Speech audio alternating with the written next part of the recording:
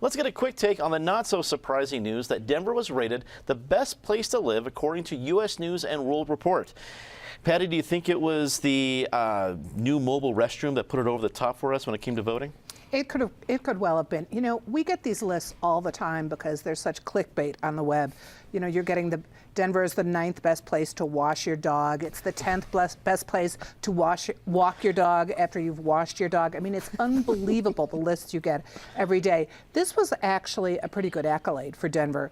It was a smart system they used to do it, to tally the votes. If you looked at it, they actually paid attention to what was going on in Denver. In the description, they actually dealt with the fact that marijuana is legalized here and what it's meant and what it hasn't. And if you know U.S. News and World Report, that wouldn't necessarily put you over the top.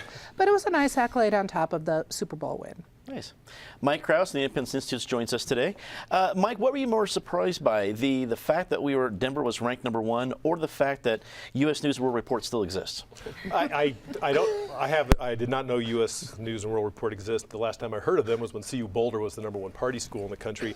Apparently, U.S. News has never heard that Colorado has tax and spending limitations, and according to the naysayers of Tabor, that has turned this place into a third world hellhole. So I have no idea where they came up with this idea that Denver is the most livable place in the country. I mean, we are just, you would think people would be leaving the state in droves to go to the Garden State of New Jersey or Illinois or New York or California, someplace where where things are actually happening. No, the only quibble I would have, by the way, this is a great place to live. And in fact, years ago, my former wife and I, we sat down and we made a list of metropolitan areas we thought we might want to move to should we want to make a change. And we could not come up with a place, frankly, better than the Denver metro area.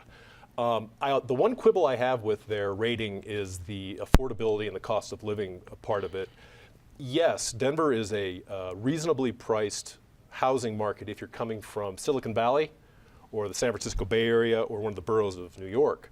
So if you're coming from Cleveland, Ohio or Nashville, Tennessee, this is not an affordable place to live at all. In fact, traditionally in the United States, housing prices have been roughly 2.5 times median incomes, and they're well over 4 now in Denver. So other than the affordability, I think they're spot on about Denver.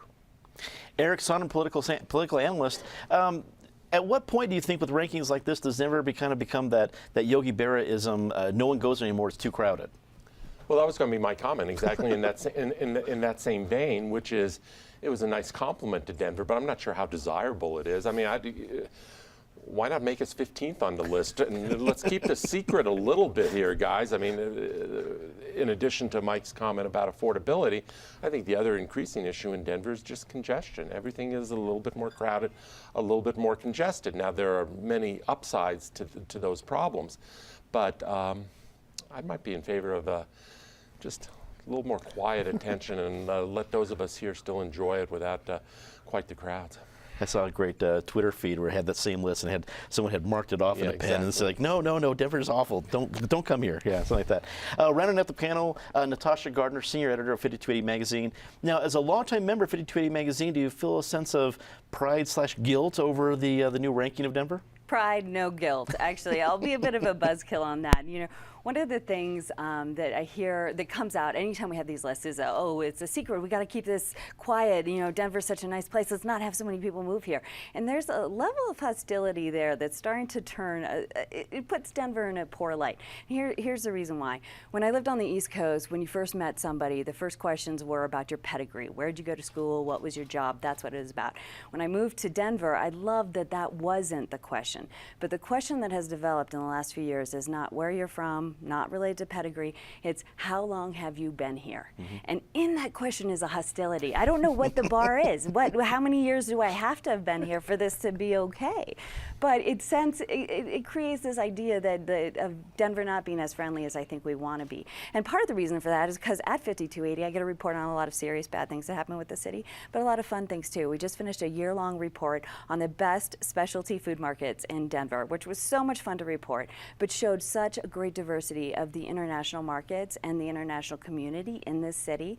So whether we have a millennial coming from New Delhi or a new millennial coming from New York, we have to find a way to welcome into this city and create a city that we can really be proud of, not just sort of keeping the secret to ourselves.